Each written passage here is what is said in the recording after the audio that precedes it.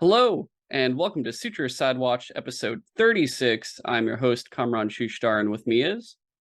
Brandon from Apollo City Comics. We are here today in our current, of course, out of order fashion of what month is it? Oh boy, we're going to draw it out of the hat.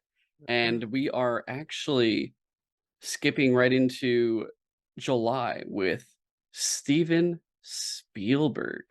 Yes, our summer bonanza spectacular blockbuster hits. You know what I mean? That's what we were aiming for this late August. Just according to yeah, it's like back to school has begun, and it's like, yeah, let's hit the summer. Oh boy. Yeah. Um, we did have to do a change up. So originally we were going to do Steven Spielberg's first film, which was called Firelight. Mm-hmm. And when we actually went to go look at it to watch it, it turned out that it is not possible to watch Firelight, and there's only like 3.5 minutes available of footage in that entire film that he did. How And wild. yeah, it's a whole thing, and we're actually gonna go. We're gonna talk about it a little bit here, but what we instead are going to talk about is his first theatrical film, like full Yeah. length theatrical film, which was the Sugarland Express that came out in 1974. And Spielberg himself during this time was a young lad. Like, Dude, he's 26. yeah, 26. he Damn. and he was 27 when he was filming Jaws, I believe. When Oh wow. we'll talk about that actually pretty soon as well. But that one at least didn't change. We're still going to do that one in due time. Yeah. But for Sugarland, like this wasn't his first film. Where a lot of directors we've talked about and covered so far, when we hit their first film, it's their first film. Like this is the first thing Mhm. they've gotten done. There might be a couple little shorts or like student Well, films. I mean, in a sense, like, everything we've done is theatrical, and a featured film is a theatrical film. So, like, his first feature is what we're doing. Yeah, The TV movie, he did two TV movies. It was like Duel. Duel was the one that also that was after Firelight. It was Firelight and then Duel, I believe, and then this one, Sugarland Express. I am double checking right now. Yeah, but But uh, Duel was like another like car chase movie too, it which is funny was. because this whole movie is a whole car chase thing. What a 70s thing. You just always had the cars. Like just I mean Mad Max and everything. Like it was just like that was the thing. Like when you think about the 70 movies, you always kind of think of like the vehicle chases. And Spielberg nailed that on his first two things that he was doing. He did, and so kind of going through it a little bit. Looking at his filmography, he did three shorts in the very beginning. It was like 1959, The Last Gun, 1961, Fighter Squad, 1961, Escape to Nowhere, and then his Firelight film came out in 1964. If we want to Hmm. briefly just touch it up, like what happened was he screened that film only once, and it was at like his local theater, and he had a budget. The film cost him $500 to make. So what he did, which was actually really interesting for the fact that like this guy wasn't asking for a lot. He rented out the theater screened it for him, and he charged everyone $1, and there were 500 seats available. Yep. So he literally only wanted to break even. He didn't try at all to make a profit. He's just like, I want to make this movie. If I can get that $500 back, that'd be great. And it sold out, of course. All 500 seats were picked up. One single person paid him double. So he managed to make a $1 profit Yes. on the movie. But yeah, it never was released or anything, so you can't actually even watch it, which is it's just crazy. But afterwards he did two more shorts in 1967, Slipstream, and then 1968, Amblin, which we're actually Hmm. going to cover next episode. Purely for the reason that, and it's going to be a short episode, probably our shortest to date, because we've wanted to try to do little short films like this, and we've got two more later on this year. But that one we're going to do because his production company is called Amblin, and I want to Yeah. see, well, we want to see why is it called Amblin? What's so special about this short film that he wanted to name his entire And it's motion picture cool. I company out of think it? that's like a YouTube thing you can find super easily as well, like for free. Like it's that available for everybody to check out. So, prep for the next episode, people. Definitely. And from there he went through, directed a bunch of single episodes of a bunch of different like Mhm. movie show. I mean, not movie show, TV shows, Dude, he did including. Columbo. I knew you. I was gonna say is like including your Columbo. Yeah, one episode of Columbo. And after all those different, like, he kept leveling up. It's like, oh, I'm doing short films. I'll do this full length film that is still just me, and it's like an indie film. And then he's finally in like full on like, I guess I don't want to say Hollywood, basically more or less Hollywood, and he's like doing TV episodes. And then he levels up again. He's like, he gets 3 TV movies: The Duel, or just Duel, in 1971, Something Evil in Mm. 1972, and then Savage in 1973. And then 1 year later, he finally leaves the television movie market and moves into the theatrical films with Sugarland Express. And then 1 year later, we get Jaws, And he which was 26. Dude, that 26. is insane. That is awesome. That's just you hear about the whole George Lucas I'm gonna say like three different Franks. Who did The Godfather? Oh, how did I just forget his uh I'm spacing it out. I've been talking about The Godfather all week with somebody I was like just in my his name is always in my head. Holy shit. Hang on. I feel yeah, stupid Bram now. Stoker, Dracula. No shit. Yeah. Well, yeah. Coppola, You hear about Francis Ford Coppola. Coppola, I'm so Francis fucking. Ford I don't know how I Coppola. forgot that. That's I wanna It I'm gonna was go well, because I'm then gonna I take said a Frank. I yeah. had the F right. I'm Um, gonna go stab myself with the baton. I'll be back, guys. I'll right. talk to y'all later. Uh, no, yeah, one of those things. When you hear about that little like trio of directors hanging out and talking about things, like no wonder some of that stuff is just so amazing. These guys are sharing techniques. These guys have great mentors that they're working with. Like, what a great time in cinema to be like on the streets doing this. And they even filmed this really well where they were just doing it during the daytime. Like they had a very kind of like good structured schedule where it was just daytime shoots. There's really no nighttime scenes at all. Maybe one, two, but that's even evening-ish. But what I mean, this Sugarland Express, I was trying to like analyze it when I started it up to like think about like, okay, what to consider about his first feature film. And you're looking at shots, you're looking at camera movements, you're looking at like how the story's being told, who is telling the story. That's a big part of the director too, is just Yeah. like presenting that point of view.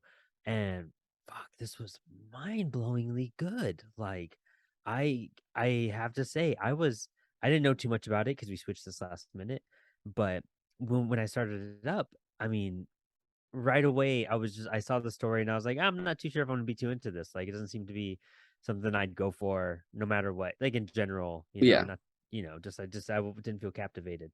Um but then like 3 minutes in, you're just like, I'm in love with these characters, like all these characters. They And do a great job of like taking people you don't think you're gonna like at all to immediately rooting for them. I It's very mean crazy. it I forgot where I heard it. I want to say it was like a Turner Classic Movie segment, but something about like how they turn criminals, or maybe it was Spielberg himself, how they turn criminals into folk heroes in Yeah, that's America. very true, And actually. I mean, like, dude, look at I mean, Pancho Villa. Well, Pancho actually, no, he's Villa. not even a criminal. That was more of a freedom I fighter, if mean, dude, anything. and it's like controversial, but there's been some recent criminals that become folk heroes, like that still happen to this day. You know what I mean? They're Yeah, like that's a big thing. I mean, in the last couple years, I could just name about three or four, but not like to say it's one of those things like you respect their mission and they respect the cause they were standing up for. You know what I mean? I'm not. That's gonna get real political, so I'm not going to stop that right there. But I that's know, the I know thing what with you mean. America, like that we turn criminals into folk heroes, and this was a story written in the '70s. How just well that's personified. Yeah, And you can see why, like, that's a point of view that we get in this movie too. We have you're in the car, like you're with the criminals, but you're like watching them. And then you're with the cops. That's another point of view we're coming from. But then you also have America's point of view that comes in out of nowhere and how they Just start the seeing people, and they're things. like, Yeah. "Hi." Yeah, Yeah. you're Like just excited to see them. they're like, and she's telling him like it's your baby, like don't let anyone like that. The righteous cause behind everything, the reason why these people are pushing forward, the exactly why they become folk heroes. You know what I mean? Because look at the mark that they were standing for. You know, she was just trying to get her kid back, and Yeah, everyone was backing her up, saying like she needs to have it's her child. Let her have her child. You know, freaking wild though. But it was interesting how much they put into this movie just by just that's like just not even talking about the story or what it's about. You know, you're just in love with these characters, these three, four people, kind of the main characters. You have yeah. Captain uh Tanner, Slide, mhm, and the couple, of course. yeah. And it's crazy. It's like it's kind of like almost an action movie. There's a lot of shooting scenes, you know. There's a couple crazy It's also ones. comedic at points. Well, in the beginning, and Comedic. then it takes a very dark turn, and you're like, "Oh fuck!" It's But romantic. yeah, Like it's I mean, they're the dynamic they have as a couple is the cutest, sweetest. The scene that like really was just like this is nailing their relationship is when they stop somewhere and then he was just like, "Do you need a pee? Like, you sure you don't want to get out right now to go do something because we can't be stopping later? I'm Like, if you fine. need to go, yeah." And then a little while later, she's just like, "I have Don't to be pee." mad. Yeah, yeah, exactly. And you just that's such an they're really good at nailing that grounded dynamic. And it was just you saw that they were in love, that they were a great couple. They were normal people, you know. Yeah, They humanized them a lot. And even the officer, like, of course he's terrified. He's kind of like, you know, freaked out, but then he even loosens up and he like they all kind of relax. He knows that he's really not in danger because he sees what they're about. Um, it was just so much. It's crazy. Like I didn't see this coming. I didn't see this coming. But then I think about it, I'm like, it's Spielberg. You look at his filmography and you're just like, there's so of course there's so much. He knows how to get theme and story into there. Comedic moments. The tow trucks. The tow trucks is one of my favorite oh, scenes. where there's like 6 tow trucks trying to get this car, and then you just watch the background, and there's just 2 guys fighting over it. And one dude's just trying to throw punches, the other guy's not even trying, and he does Yeah. like one push and the dude like flies backwards. It's And so then throughout good. the entire scene as they're talking about, you know, what they're doing, more pulling up They keep and they're coming, like yeah. just I mean, brilliant. Really brilliant stuff for a first feature film. He really took there's shots where you're looking from one car into the next. There's two vehicles, you know, they're both And they driving. repeatedly do it Yeah, with like different when they're cars. doing different cars, different like ways to talk, The like news either van. a news Hey, van. yeah, the fucking like dude's hanging off the van, just being like, "We want to, we want to interview you." And it's so clear on who's talking because you see them just fucking cool, Yeah, man. Like I don't know. I'm glad I kind of watched it twice. it's Um, such a movie full of innovation from a mhm. 26-year-old guy who I looked at his first short and I'm like, usually when you see a bunch of shorts on a director's IMDb, you're like, "Oh, these are all their college films, right?" Yeah. And I looked at the year, and then I subtracted the years, and I learned that Spielberg was 11 when he did that first short. Damn. Yeah, so he That's started at crazy. 11 and worked his way up. Getting into television and stuff, like that first episode, he was, Hmm. 22. Dang. So he just went, Dang, "I can man. drink this year. Next year, I can direct."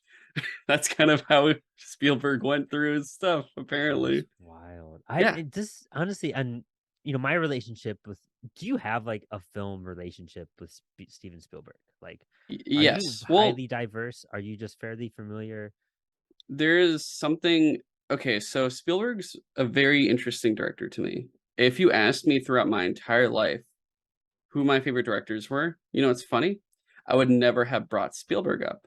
And the Right? reason for it is because maybe I was too trying not to be mainstream in a sense, where Spielberg's he feels like the establishment at this point. In Hmm. modern day, you look at him and he has like a massive filmography and he's done so much, and it always feels like you're just going to see this dude at the Oscars every year no matter what. and they're like, yeah, it's Spielberg and stuff, and you're just kind of like, it's kind of like looking at the Yankees. You don't hate them because they're good. You hate them because they're consistently there all the time, and you're just like, Yeah. fuck, I can't stand them always being there. Jim Lee. And it's something that Jim I've, Lee, dude. huh? Jim Lee. Jim, yeah, there That's a you go. good. Jim Lee. Like, there's all these different metaphors for it in different mediums. That Mm-hmm. there's that one guy or that one team or that one company, whatever it is. And Spielberg for me was that. And if you ask me, even today, I'm like, yeah, he's not even in my top five. He's whatever. Like, I don't think about it.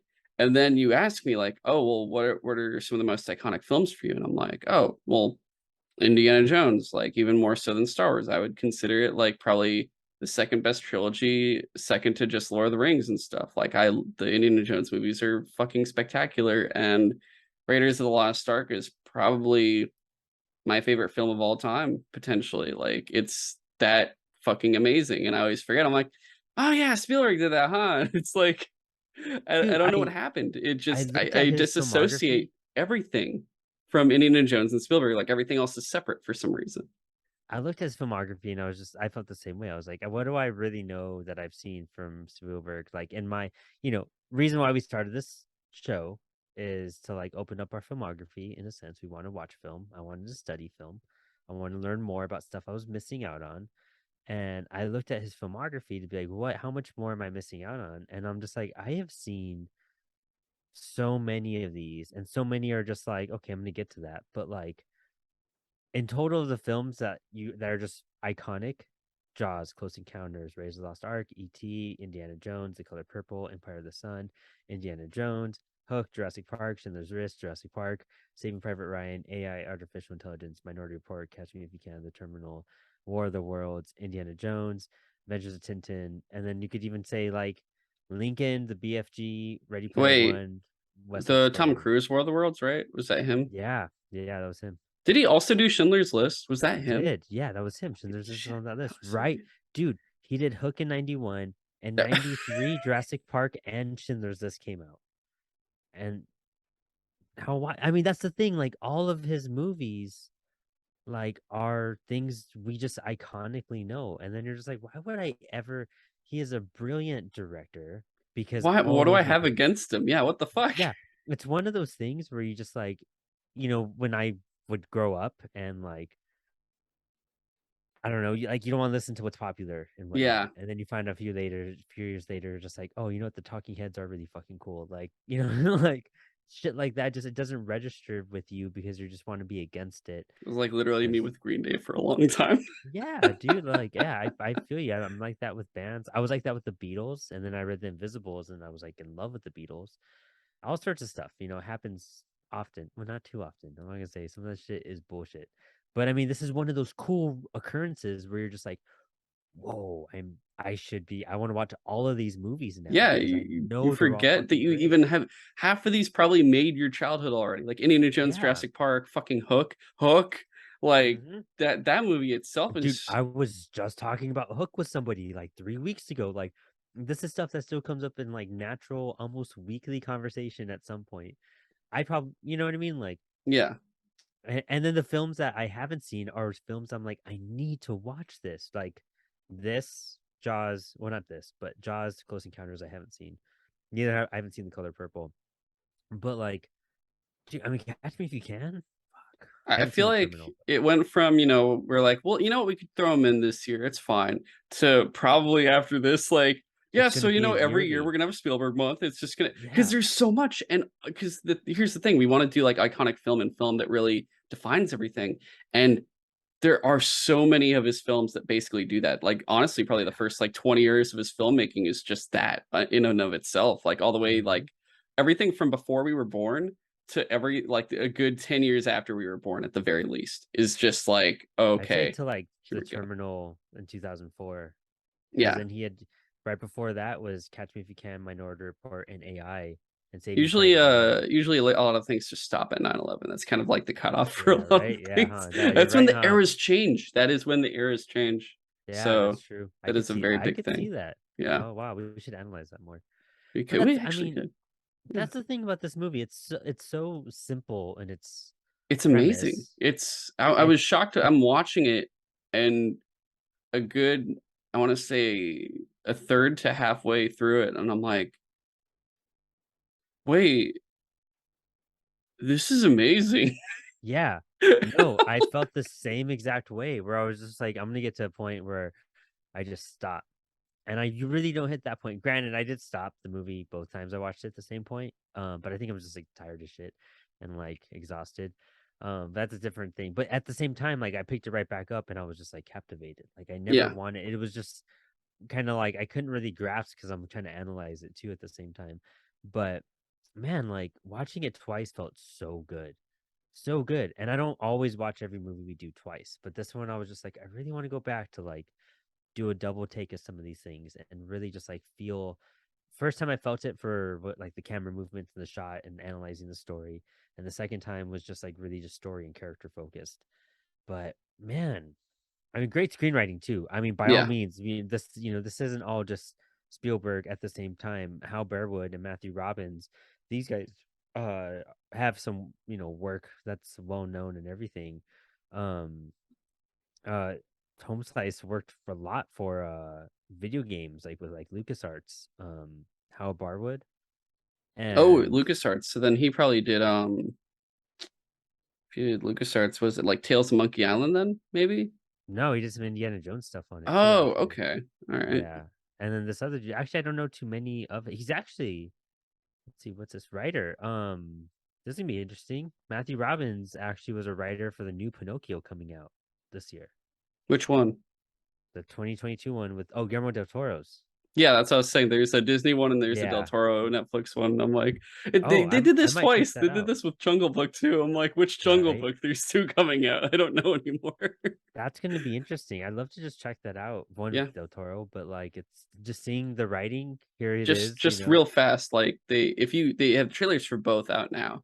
The live action Disney one just looks like an adaptation of the cartoon, and I'm just like, this is weird. And then the Del Toro one is completely different. It and the biggest comment everyone made was, oh hey, it's a wooden boy.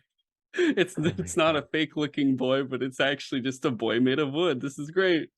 So I'm definitely looking forward to that. But You know what? I don't know any of these other movies he did, but you know what? We should look into the movie called Dragon Slayer from 1981. It's an American dark fantasy, and it's directed by Matthew Robbins, and he co-wrote it with Hal Barwood too. mm, So maybe that interesting. would be a fun little just to see what their other production might come out to. But I mean, the writing on this was spectacular I feel too. like there's a lot that just branches out of this movie or branches out of people that just work with Spielberg. It's like Mm. a root stem that just gives off all this talent and possibility that Could just you be also occurs. referring to the remarkable John Williams? And it was his first collaboration with Spielberg and work with him. John Williams. I don't know who that is. You Doesn't know, ring a it's bell. crazy. It's crazy how some people will dismiss John Williams.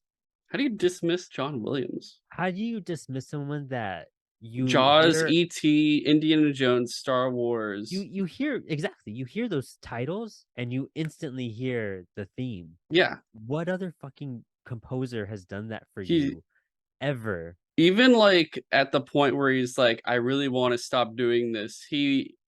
His music is like the one, like when you look at the fucking Star Wars sequels, the Ray theme that he created Hmm. was fantastic. And Yeah. then it's the one thing you if you just try to disassociate it, it's a very depressing theme now because now you associate it with the horrible trilogy and you're kind of like listening to it because it's so hopeful and you're like, oh, it's what could have been, but instead you just can listen to this and not think about what you watched.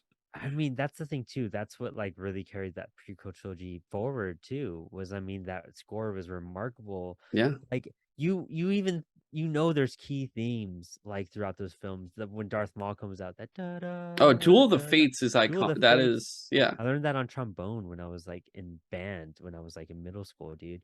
And I mean, you think about the love theme that's in like episode 2, Oh dun, yeah. dun, dun, Yeah. dun, dun, dun, dun, and Or like the fucking Empire one where na yeah, yeah, like John Williams, I mean, that's the thing too, is that when you look at the music he makes, and this was something I forgot where I heard this, I'm not taking credit for it, but there was a composer that was saying like, somebody was having an issue with I forgot who and what this involves, but two composers, two big name composers. were having issues with the theme, and they were just like, I think somebody was asking the guy who made Somewhere Over the Rainbow, um, and the dude was saying, if you can't play it with one hand, like it's too much. And when you play Somewhere Over the Rainbow, you could play the whole melody with one hand. When you play Jaws, you could play it with one hand. Star Wars, like all that type of stuff. It's so simple and it's just brilliant. And it's one of those things you have to boil it down to, just like with storytelling, just with like anything that really like resonates, you boil it down to these key components, and that's where you're gonna hit your mark. And that's like how it's magical and memorable. Yeah. I still what's funny with this movie was, throughout it, it has a very comedic tone of music. Like, it's Hmm. very kind of slapstick almost. I mean, to the point where even they're watching, like, Looney Tunes, for it. Or What it's was not the main slapstick, but it's, like, theme? very Southern. It's like, There was a main theme that was like a almost a nursery rhyme, like God, what was the song? I can't think of it, but they played it like 3 or 4 times. Um, I can't think of the song now anymore. But I'm sorry, go on. I mean, like, it's just funny listening to it and, all the music here isn't necessarily iconic, but it's very much like you could feel all of the precursor vibes that you get in Jaws, E.T., Jurassic Park, Star Wars, because it is John Williams, and you don't even think about it because you're just like, oh yeah, it's just Southern stuff. And I'm not gonna lie, like when I was sending you text messages and some of the notes I made, I just put in like straight up, I wrote them in Southern accents, uh, like that's what I was feeling like watching this entire film. It felt so just like, oh yeah, this is a specific region in the world. Like, you don't even say it's Hmm. American. You're like, yeah, this is a very specific like place in the world. It's called Texas, and in this little Oh, Texas land, like it there's tripped this me out like, watching it. I was like, where is Sugarland? Like, what's how far is that from El Paso and whatnot? My stomping grounds. And then I looked it up. I was like, oh, it's way like in Houston. That was 12 hours away from me. Um, I and mean, what that's was still the funny same was, state. in a certain scene, you start seeing the interest from the rest of the state in what's going on, to the point where two troopers have these brand new green cruisers, and they're like, you know what? This is 3 hours away, but we need to break in these new babies. Let's go out there and catch up to this chase. And then it ends up that they they drive 3 hours to immediately crash and total their cars. But like, it's just that whole attention grab that they pull off, where people just want to see, news cameras want to see, other cops are coming in. They're like, yeah, we have troopers from Dallas, from Austin Hmm. showing up here. And it's not just like the force they had before. And now all of a sudden they have like this insane force. And you can even tell because the cars aren't even the same color anymore. Like, there's vastly different colored cars, and then there's all these civilian cars, to the point where I think after they leave the first city, not Rodrigo, because Rodrigo is fucking chaos, but the first city, there's dialogue of kids. You don't see the kids, but they're counting how many cars there are, and they're like 71, 72, and they're like 108, 112, and you're just seeing the entire line of cars that are going by, and it's just crazy how they do that. And the best part is they don't explain it. They never even mention the word car. You're just hearing numbers from the voices of kids you never even see. And to me, that's really good storytelling without really showing who's talking or telling what they're counting, because you could already see what's going on there. So I That's really cool. did appreciate that.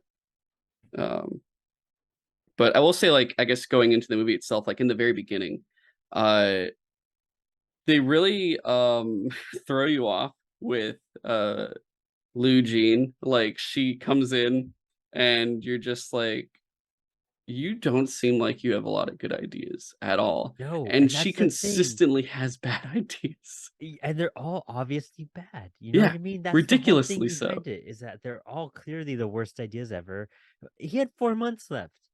Like that, and that's the joke that keeps on coming back throughout the movie too. It's just like, you had 4 months left and you got him out of prison. Like, he was on pre-release. Like, who does that? Who does that? All of them. And that's what made her so captivating. She was just so passionate and just like, I don't know, I guess motherly in that sense, where she's like, nothing else matters in this world but getting my baby back. And I mean, even when you see like her poster photos, she is like one of those like hillbilly looking, um, kind of like redneckish like women. Like I mean, her hair is like she looks like a cartoon character that they draw for like wacky races to that Yeah. like portray like a hillbilly or something. Um, she looked a lot like who's the girl from Sin City? Brittany Murphy. Brittany Murphy. She did. Oh, are you talking about the one that's like, I got the whole Basin City blues here in my like?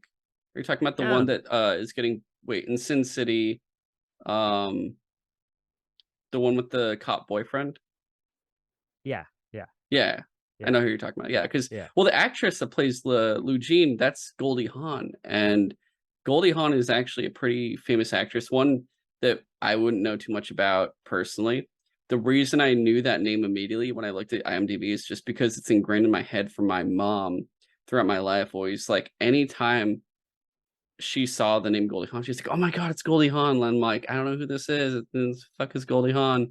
And the minute I realized who it was, like when I saw that in TV, and then you see like the black and white photo there, I'm like, "Oh shit, it's Goldie Hawn. Yes, I know exactly who this is." Okay, and her She's acting in somebody this, that like I recognize her face and I've seen her everywhere, but I have not seen like one of her movies or anything, but I know who she yeah, is. because this is, I would say, like, because throughout her, I believe she's throughout like the 60s and 70s, because she was born in like 45, I think. Like she was born at the end of the world Mm-hmm.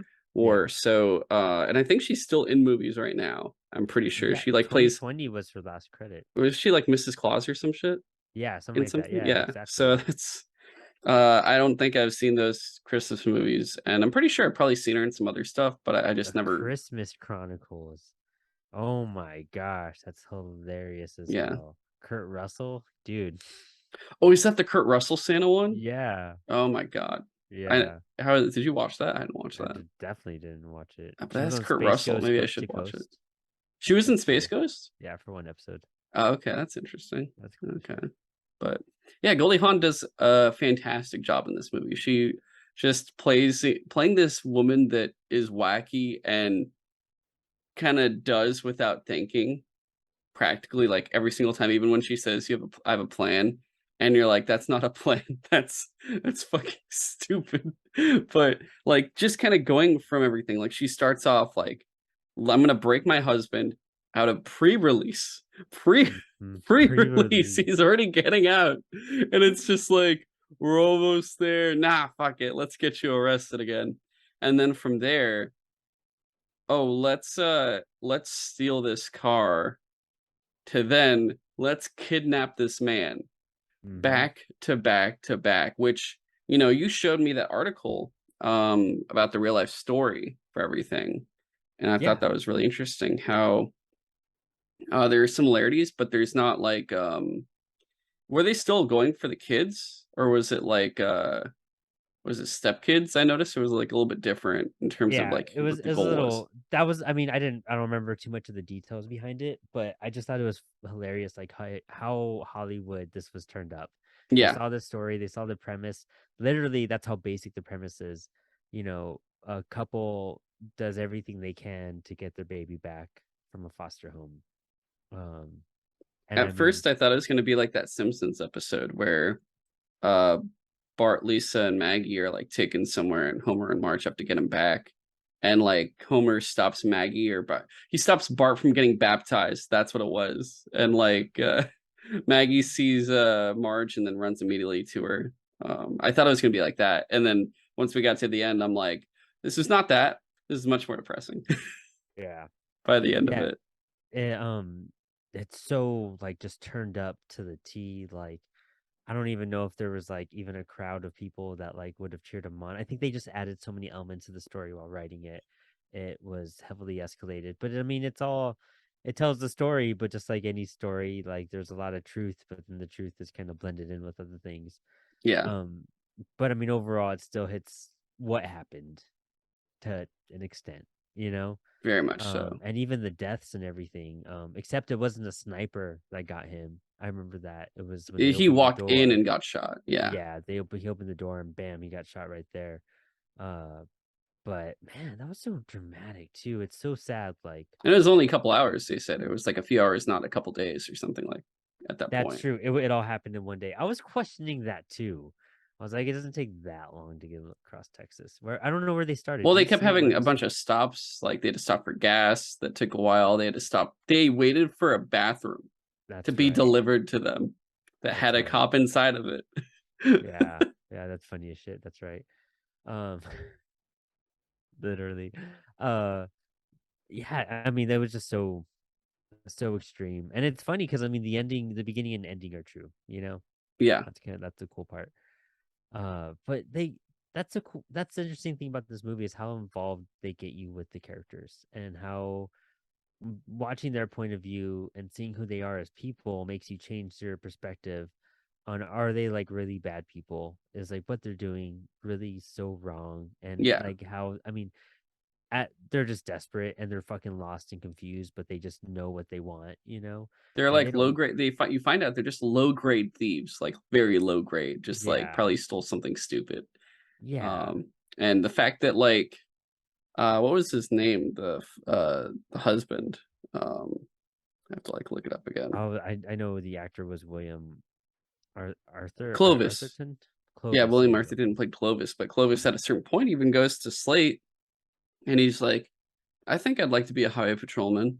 Yeah. And it's so funny, like, yeah, no, I don't think people with felonies can be a highway patrolman, especially, right after this. But This dude yeah, has a great filmography too. He was in Die Hard 1, Die Hard 2.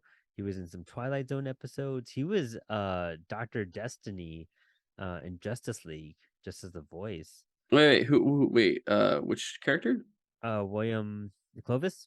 Oh, well, okay. Ghostbusters. He was even in the Ghostbusters video games. Um, yeah, he did a lot of stuff that I mean Dang. the I mean, Crow yeah, when you trilogy. look at all the IMDb's for everyone, he's one of the few people that's actually still in his photos in color, where a lot of the others are like just black and That's white, true. That's very which true is very too. interesting. Uh, but The sheriff only did like literally like westerns till he died. Straight up. oh, Captain Tanner, Yeah. um, Ben Johnson played Captain Ben Tanner. Yeah, Johnson, yeah. Hmm.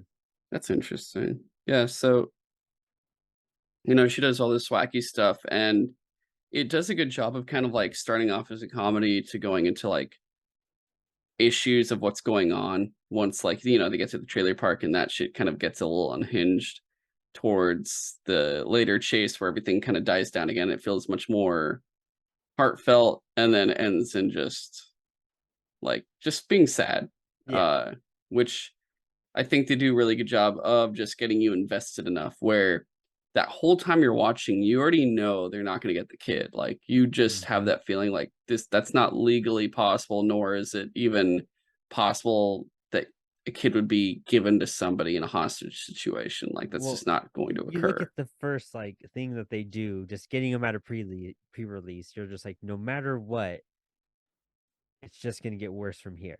You know Yeah. what I mean? Like they don't start off on a good note at all. They don't start off with any hope at all. But you're kind of curious how far are they going that's what this whole movie's kind of saying. How far are these people going to take it? What are they going to go through to get to their end goal?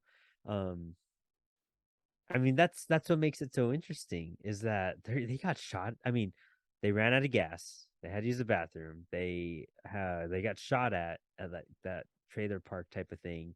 Um, they dealt with each other. They ate. They like went through everything. They got sniped. Nothing stopped them. Nothing. It was just a total unstoppable force, wailing through. Even America cheering them on. Nobody. There was cops all right behind them. They Yeah. were invincible.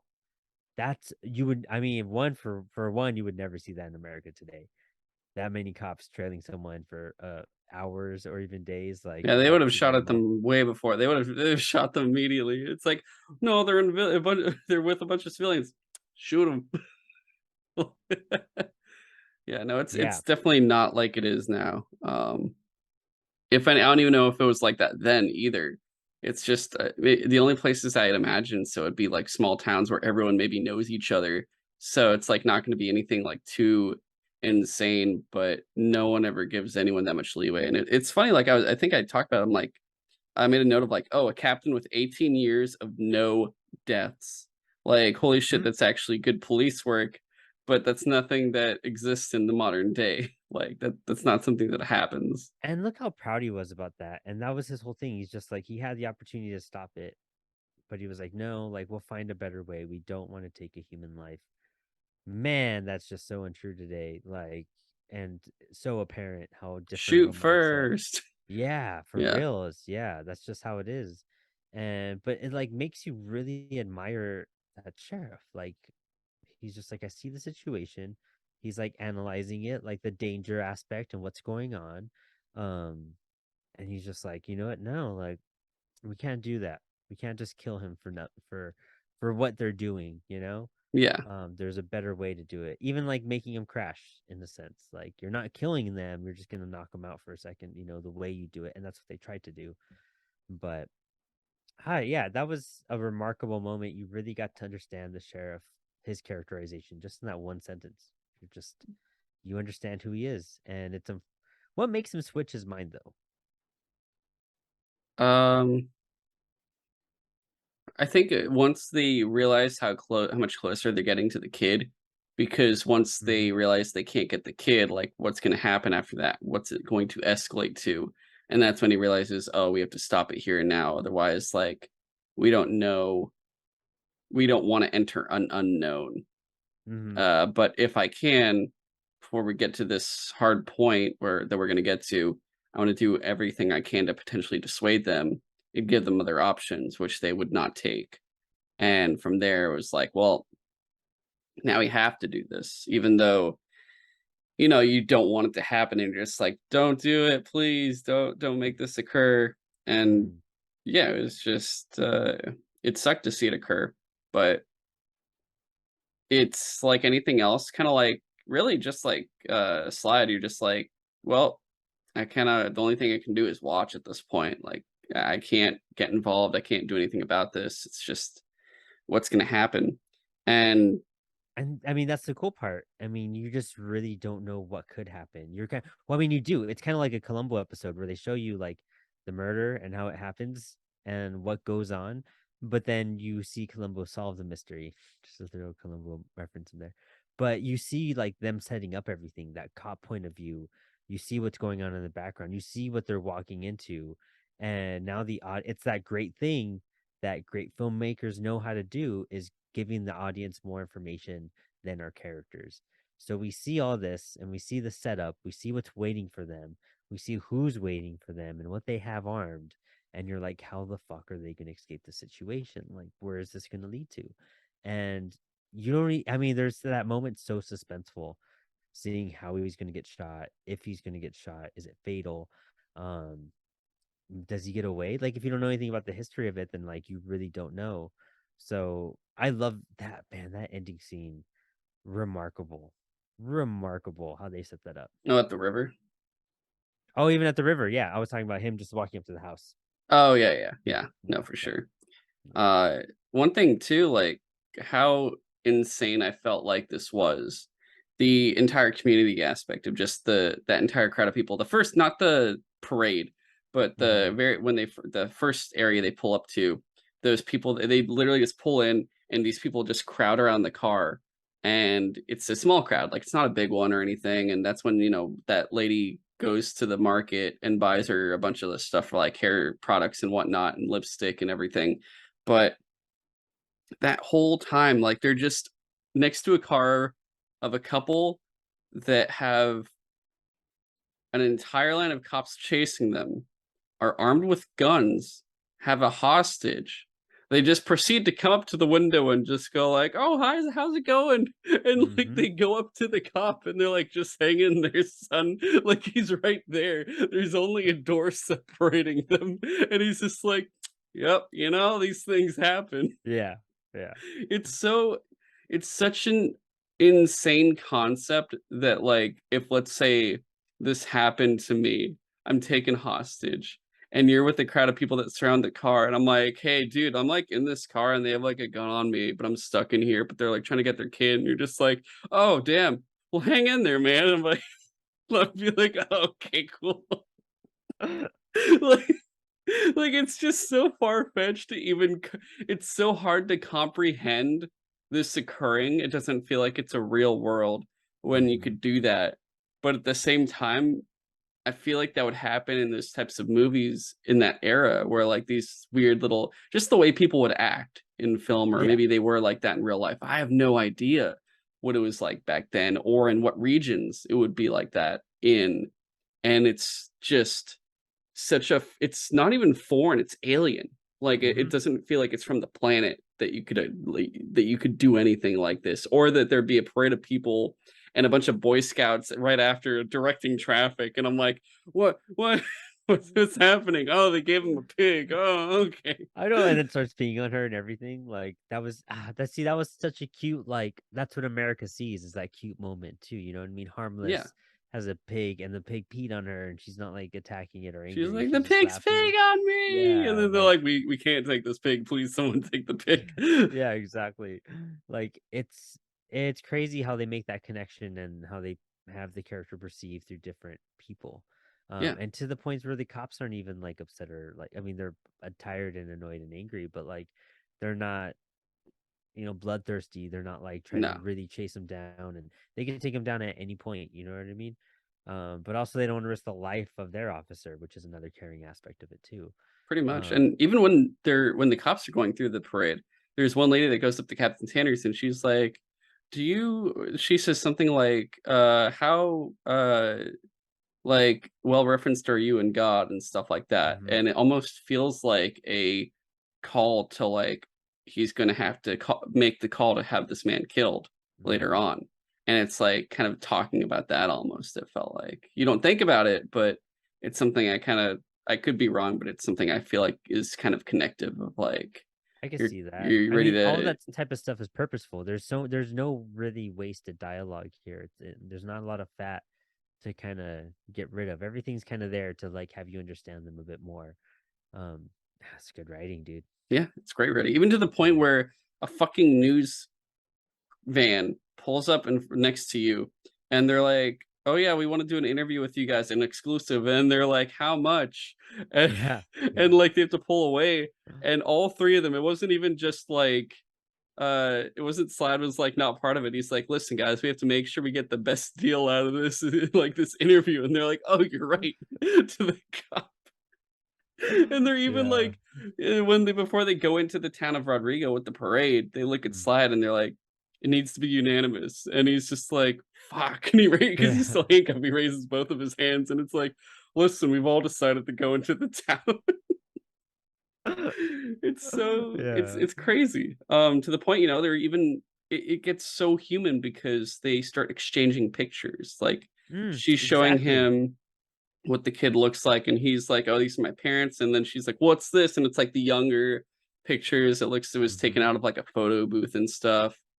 And yeah, it's just He has like that embarrassing moment where he's like ashamed of it, and she's still looking at it and everything. Like that's the cool part, that humanity and that connection they make throughout this whole film on this wild chase in this weird scenario. Like, and it's so not threatening, but we still escalate it to the most threatening thing possible. Like where that really does take control sometimes, and that's what ends up winning these battles, is the violence aspect, which is real sad.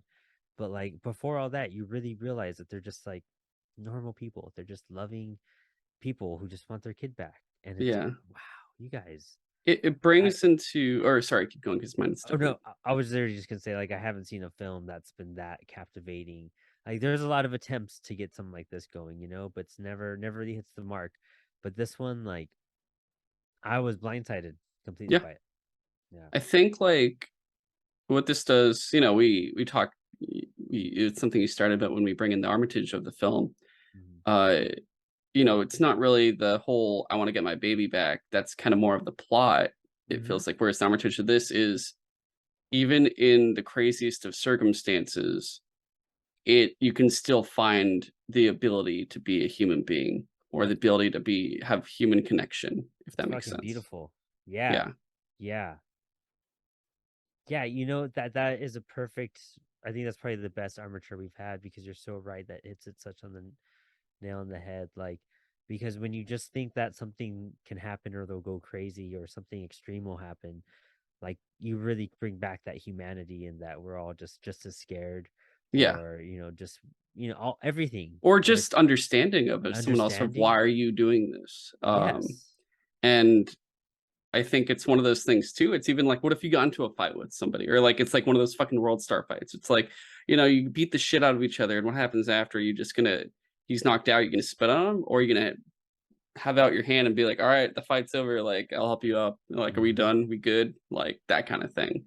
Yeah. Um, Even to the points where like other instances in this film was when they're eating the chicken and she's like, "Oh, Sly, did you want some honey on your chicken and stuff?" And they're like giving the stuff and they're just like eating like normal practically. Well, there's like Yeah. snipers watching in the dark, like, "Oh fuck, like, let's Yes. kill them." That's the other suspenseful part where they're just eating chicken and they're all like happy and he's finally loosening up and he's like, you know what, I'm really hungry. Like, and they give him a bucket of chicken and everything.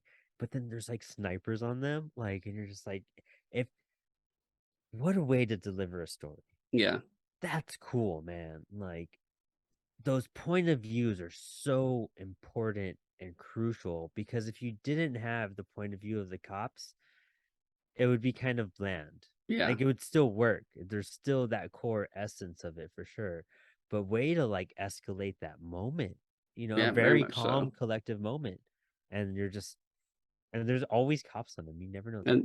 And there's still there's like comedy throughout, like to the point where the old couple of what was his name again? Shit, I just forgot his name. The husband, Old couple Clovis. that was yeah. So his inmate brother, his inmate friend, he's like, I don't, I don't want to see you. You're like almost out 4 months. Don't do this. Mhm. I'll call the guards on you. It's for your own good. That way you still have to just do the 4 months.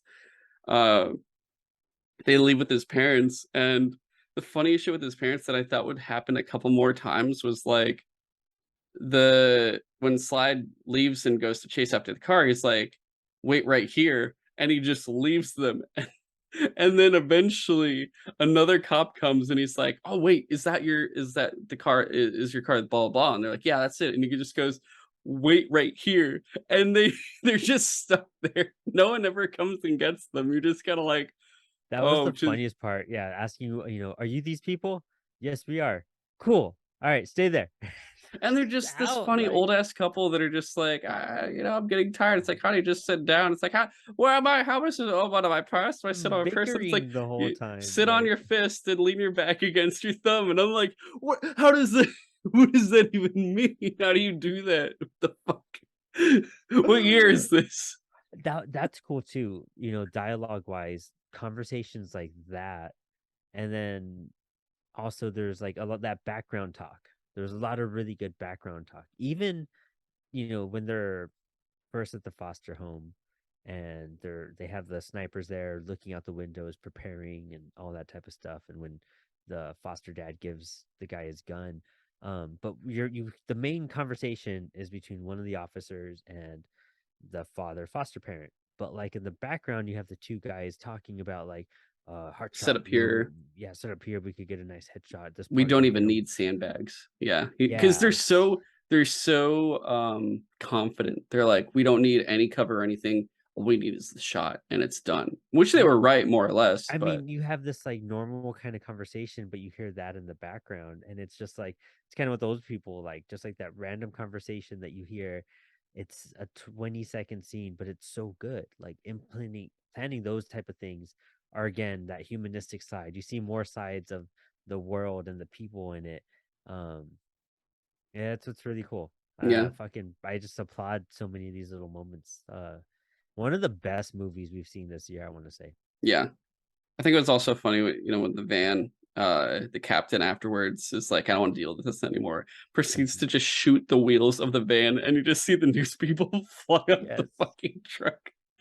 That was really good. Or I think the most heartless part of the movie was when the news crew comes to the foster family's house Uh-huh. and go to try to interview a 2-year-old child who's like, I am a 2-year-old child. And they're like, oh, blah, blah. And I'm just like, what the fuck are you? What? No, Even back then, the journalists were like, just like, fuck it, like, go for it.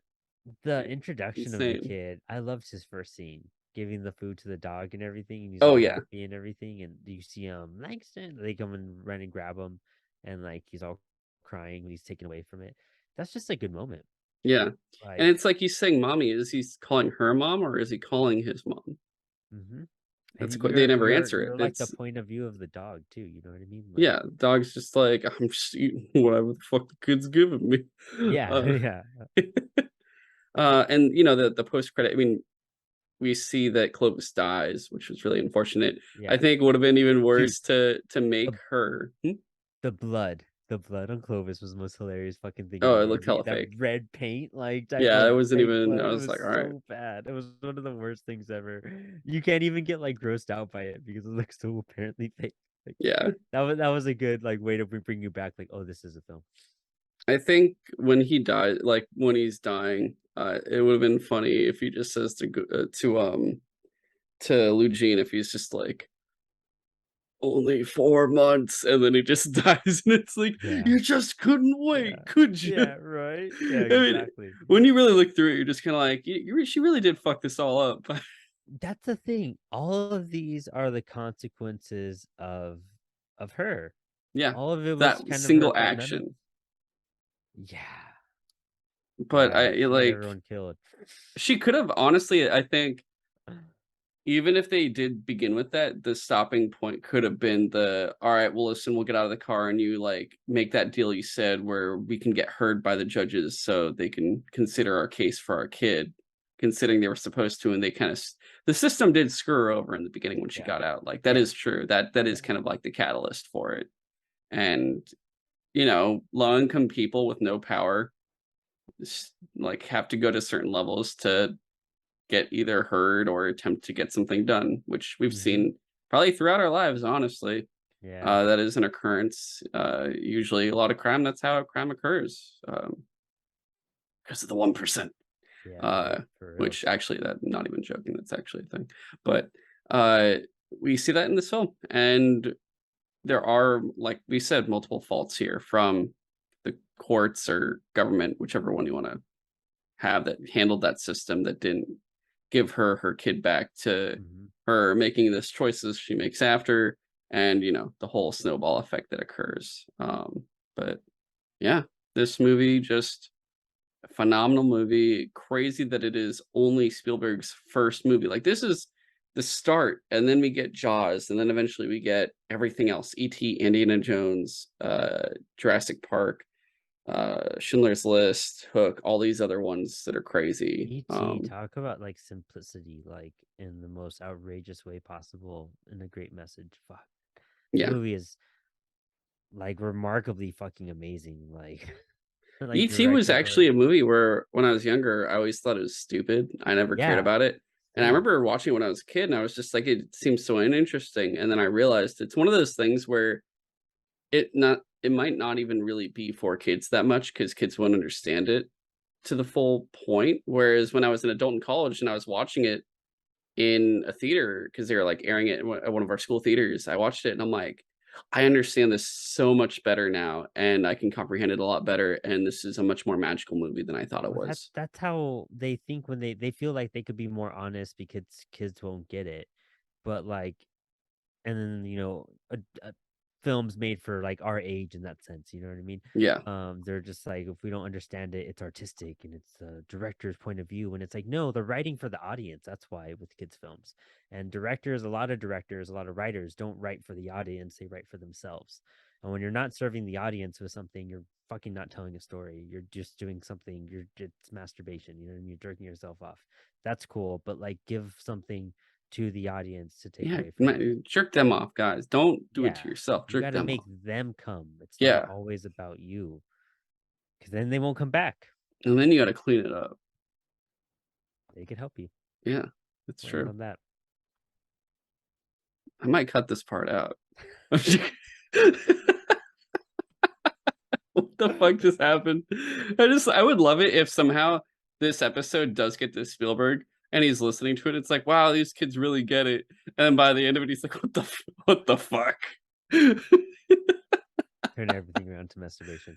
Yeah, But that's how yeah, it I mean, happens. great shit. I can't wait. I can't wait for Jaws. I've never seen it, so I'm super excited for this It's next one. insane that you haven't seen Jaws. I've seen it We're gonna twice or two or three times at this point, but just and one of those things, and that's why we did this. You know what I yeah, mean? Like, but we'll cover the short film next, and then we got some Jaws, and then we'll probably have maybe a fistful of dollars or just another new month coming our way. Yojimbo, Yojimbo. and Oh, then Fistful of Yojimbo. Dollars. That's right. I forgot we Yeah. didn't even do We've Yojimbo yet. got a bunch of stuff. I won't Gotta even rewatch bother. that. If you want, just listen to our last episode. I think I listed all of the months we still have, or the ones that are unfinished and whatnot. But next is our short film Amblin, which we'll have the following week, and that is going to be, like I said, it'll be interesting just to decipher it and see why Spielberg chose to make that name the name of his production company after this short film. And yeah, after that we'll probably have Jaws. We'll see maybe if we get someone for Jaws, because I feel like honestly that's a movie where we can probably get someone on for that. That's like not too hard to acquire a fan of that knows it in and out and whatnot. But Yeah. we'll have Jaws, we'll have Yojimbo, we'll have plenty of other stuff. There's still like August, September. We're about to be in September, so we do have August, September still, plus everything else coming up. We're still going to try to catch up before the year is over, because then there's the entire lineup of 2023 that we got to figure out at this point too. That's going to be fun. But yeah, that is I think that's everything. Brandon, Yeah. where can people find you? Check out Apollo City Comics and all comic book platforms. I wish. All podcast platforms. On Comixology, guys. They're on Comixology. Right. And YouTube, and check out our YouTube lives on Thursdays for Drink and Draw with me and Danny. Stay tuned for announcements from everything from projects to great cool stuff. We just covered Sandman. I was also on a couple episodes of the Source Pages podcast and on Jack Kirby. You guys could check those out. I'm sure I was on Across the Bifrost at some point too.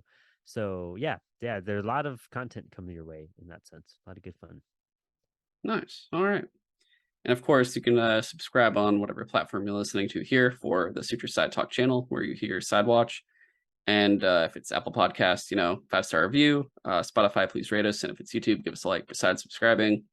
Otherwise, we're on TikTok, Instagram, and Twitter at Sutro Side Talk. And I'm still trying to churn out more of those TikToks. I think right now I'm working on some Witcher season 2 ones from still January, but I got through all the news ones at least for us. So I'm I went through a bunch and then I started back again, and I'm going up again, but hopefully I'll have a lot more out very, very soon.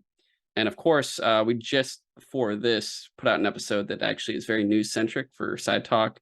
And then we talk about Westworld season 4. And then next week we will be talking multiple Disney movies, Lightyear, Turning Red, Encanto, and Rescue Rangers. And you'll be actually surprised which ones we had good things to say about and which ones we did not have good things to say about. It's not what you're going to expect, I'll tell you that much. And the one we talk about the most, you also will not expect which one we end up speaking about more than we expect. But Encanto for sure. It's none of those are Encanto. I'll just say that much. I think that was probably the shortest one, ironically enough. But yeah, and then that's all we got for now. No Coulda Still news at this moment. But until potentially next week, we'll catch y'all later. So long. See ya.